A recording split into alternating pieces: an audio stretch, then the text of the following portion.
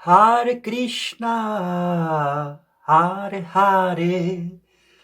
Eu não vou falar sobre Krishna, eu vou falar sobre Buda neste vídeo. Buda, mais exatamente num momento onde nasceu o Zen budismo, não o budismo, o Zen budismo. Existe uma história que talvez você já conheça sobre como nasceu o Zen, né? Zen, esta partícula bonitinha, esta palavra agradável que eu trouxe para o meu nome artístico, né? Antes eu tinha um nome bem diferente que este. Talvez quando o nosso canal estiver maior, mais girando, mais acontecendo, eu fale para vocês qual era o meu nome artístico antes do Leandro Zen. É bem interessante, uma história bem metamórfica. E, bom, eu gosto dessa vibe zen. Aqui no Brasil a gente brinca zen stress, né? Calma, fica zen. A história do zen é bonita, a tradição zen é muito bonita. Se você aqui mesmo nesse canal eu tenho vídeos sobre a história do zen como o movimento cultural e espiritual que aconteceu lá no Oriente. É bem profundo. Foi um dos momentos assim mais profundos da consciência humana, um dos ápices, um dos picos Everest da civilização humana. E pode acontecer de novo a qualquer momento. Quanto maior o caos, mais possibilidades do Zen acontecer. Ele está sempre acontecendo, na verdade, porque é sempre uma busca espiritual, a nossa vida humana, né? Uma busca para entender outro lado aparente desta vida. Origens do Zen. Teve um dia que Buda, o próprio, ia dar uma palestra muito especial, muito importante. Haviam, além das pessoas das cidades ao redor, haviam também grandes estudiosos, porque Buda é indiano e a Índia tem centenas de anos de espiritualidade, de filosofia espiritual, e estudiosos dessas filosofias antes de Buda, né? Então era um país, um celeiro, um verdadeiro celeiro para uma pessoa como Buda acontecer. E Buda era bastante filosófico também, sim. Ele era argumentativo, científico. Ele era um mestre verdadeiro nas palavras. Ele explicava do mundo espiritual de uma maneira muito coesa, que inclusive todas as descobertas científicas de hoje servem para corroborar as palavras de Buda a respeito do ser, dos mistérios do ser. Mas, enfim, aquele grande dia, haviam todos os filósofos do país reunidos para a grande palestra de Buda. Buda falava por horas, sempre. Naquele dia, ele não falou absolutamente nada. Ele entrou com uma flor na mão, provavelmente uma flor de lótus, e ali ficou, olhando aquela flor, durante muito tempo, realmente. E as pessoas começaram a se irritar com aquela situação. Todo mundo estava muito confuso, muito ansioso. Até que ouviu-se, no meio da multidão, uma gargalhada, uma risada bonita, grande. E a risada veio de um cara chamado Mahakapiata, se esta for a verdadeira fonética da palavra, Mahakapiata. Bom, aquele cara riu. Seria o mesmo que rir na igreja, durante a Eucaristia, né? Riu, gargalhou alto, todo mundo se assustou também com aquilo que seria, embora uma quebração de gelo, seria também uma afronta, um erro, um pecado, uma falta de respeito e consideração pelo mestre Buda que estava ali. Mas aconteceu o momento de máxima tensão até que a risada aconteceu. O que Buda fez? Foi até este homem, olhou nos olhos, entregou a flor de lótus a ele. Os dois riram e Buda partiu para outra cidade para sua peregrinação. Esta foi a palestra naquele dia.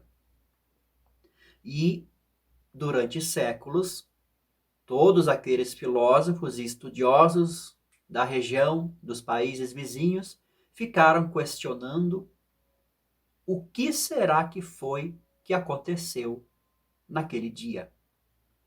Naquele dia, Buda disse assim, uma única frase ao Mahakappiyatha: eu te entrego aqui a chave do meu ensinamento.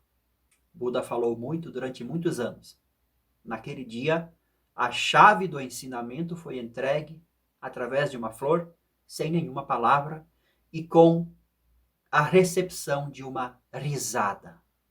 Essa história poderia ser a única história budista do mundo, e ela faria todo sentido, porque realmente houve uma entrega de alguma coisa silenciosa. Eu falei no vídeo anterior sobre a não necessidade de perguntas para que a vida te responda. Porque a vida não vai te responder em palavras, em respostas. Ela não é uma resposta, ela vai acontecer. Houve ali, então, sem nenhuma pergunta, houve uma entrega. Por que uma flor? Seja de lótus ou qualquer outra flor, dizem que a flor é o elemento mais receptivo da natureza terrestre. A flor seria a antena mais sensível, capaz de captar informações muito profundas. E quando um homem iluminado, como Buda, uma consciência presente, fica olhando para uma flor, parece que toda a sua consciência é transferida para a flor também. Né? Então até hoje tem-se a flor como símbolos, né? Nas cerimônias mais importantes religiosas tem sempre a flor. Alguns cientistas também dizem que as plantas têm essa sensibilidade e a flor é a iluminação da planta, né? É um florescer humano que a gente tem que buscar.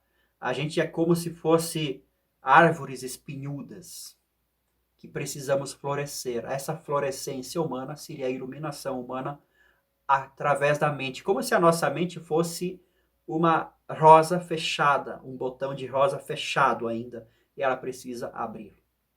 Neste planeta, o que é de mais natural acontecer é a florescência das plantas. Então, as plantas dizem até que captam informações extraterrestres, consciências além.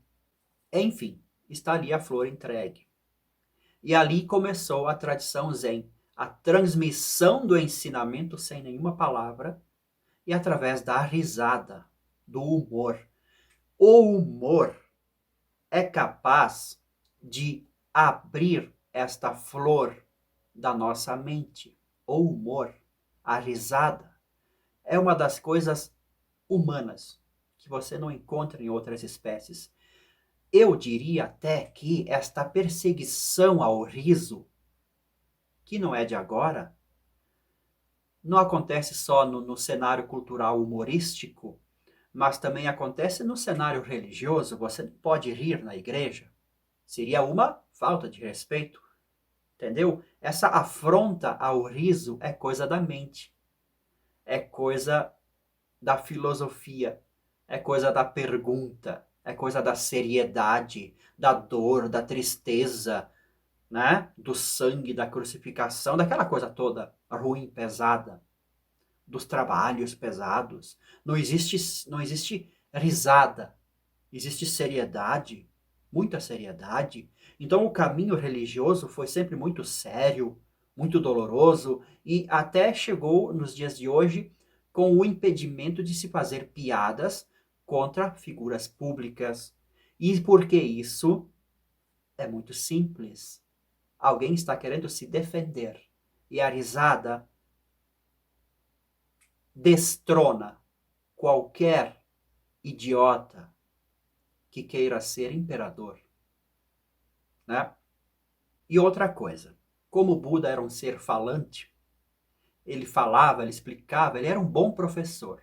No entanto, quando o assunto é profundidade, alma, Deus, meditação, todas as palavras, elas geram apontamentos. Olha, é mais ou menos isso que eu quero te ensinar. Mais ou menos isso que eu quero te ensinar agora. O verdadeiro ensinamento, ele não pode ser dado através de palavras. Aí que tá. É uma experiência que você tem que encontrar, você tem que florescer. E quando você entende a piada, você ri. Se você não ri, você não entendeu a piada, você faz perguntas em relação à piada, isso deixa tudo muito chato. É o que acontece na busca humana pela verdade. A verdade é uma piada sendo contada que você precisa entender e rir. Se você não está rindo, é porque você ainda não entendeu. Então, por que tanta dor e sofrimento nesses caminhos religiosos que há por aí? Dor, sofrimento individual e coletivo, né? Brigas entre grupos diferentes, isso tudo. Isso é completamente estúpido, mas acontece. É uma força poderosa. Esse botão de rosa fechado na nossa mente tem muita energia, é uma energia que está sendo gasta na própria armadura, no próprio encapsulamento, né? E quando vem o riso, ele desabrocha, ele liberta. E esse riso vem do coração. Claro, eu entendo que muitas das piadas dos humoristas, elas são piadas mentais, elas são astúcias mentais, mas o riso religioso é um riso que vem do coração, da compreensão total de todas as personalidades bobas, inclusive a nossa. Falando sobre as flores serem antenas bastante sensíveis, eu comecei a sentir essas vibes de meditação justamente no jardim aqui de casa. Eu me sentava ao sol e ficava ali. E acontecia uma coisa que eu gostava e eu não sabia dizer o que era. Era um desmanchar, era um zíper que abria. Eu escrevia nos meus diários, um zíper abriu na minha cabeça e ela se espalhou. Então, um jardim, a natureza, ela ajuda a nossa mente a entender o seu próprio processo de florescimento. E eu vivia nessa vibe, né? E eu era jovem, e tinha uma menina que eu gostava na escola, e eu disse para ela, olha, quando eu caminho domingo à tarde pelos bairros da cidade, eu sinto o perfume das laranjeiras em dezembro, nas férias escolares, aquele perfume gostoso, aquela sensação de eternidade em cada casinha, em cada muros e quintais, né? Você sente as flores das laranjeiras? Eu perguntei a ela. Que laranjeira o quê? E lá se foi o grande amor. Tudo bem. Olha, o estado de flor, o estado para florescer, não é um estado de perguntas. Essa menina provavelmente ainda vive atrás da realização de alguma coisa em sua vida e está tudo certo. Nós também corremos atrás das realizações, mas quando se fala em espiritualidade, essa realização, ela já é. Depois a vida se desenrola de uma maneira muito melhor, mais fácil, mais tranquila, completa, integral, enquanto a gente não sentir esse perfume da nossa própria laranjeira, todas essas buscas da vida comum vão ser muito perturbadoras, porque elas não vão dar um perfume de laranjeira. Ele está dentro de nós. Mas entenda, ele não é uma busca não se alcança por perguntas. O que eu vou fazer da minha vida? Não. Já está acontecendo a vida. É preciso uma calma, uma tranquilidade, uma presença. Estavam todos assim, esperando que Buda falasse. Buda não falou. Só o fulano lá, o Mahakapiata, o Mahakapiasha, só ele estava realmente esperando, além da mente, sem perguntas na mente, sem expectativas, sem ansiedade, simplesmente ali. E até que ele riu, ele entendeu a mensagem. Ele entendeu as pessoas também ansiosas, que ainda não estavam exatamente na presença, estavam todas na mente, todas cheias de perguntas para fazer, coisas para entender. Esse estado de ser que você tem que reencontrar para florescer, para o florescimento da sua vida, ele tem mais a ver com inspiração do que com resposta. Inspiração. Nos falta inspiração. A nossa civilização, ela está acabando com o humor, com o riso e também com a inspiração.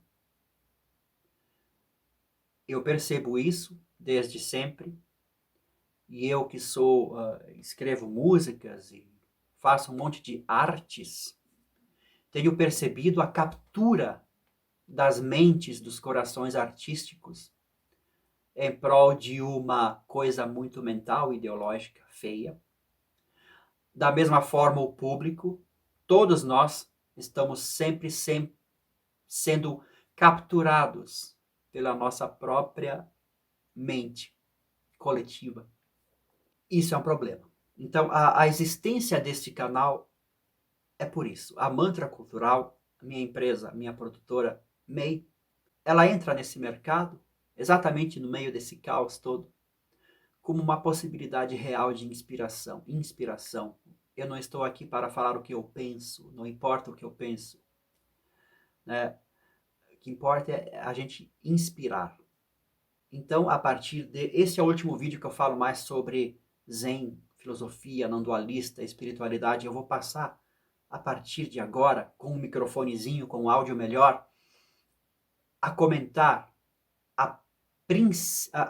a iniciar os vídeos com um fundamento de alguma notícia, de algum comportamento humano atual em relação à cultura, para que esses vídeos tenham um elo de ligação com a vida real da gente. Na verdade, isso é uma ideia antiga que eu tenho, mas eu precisei de longos anos para amadurecer, né? Para realmente ter embasamento como inspiração às pessoas, não como especialista de nada, ok? Até o próximo vídeo, então.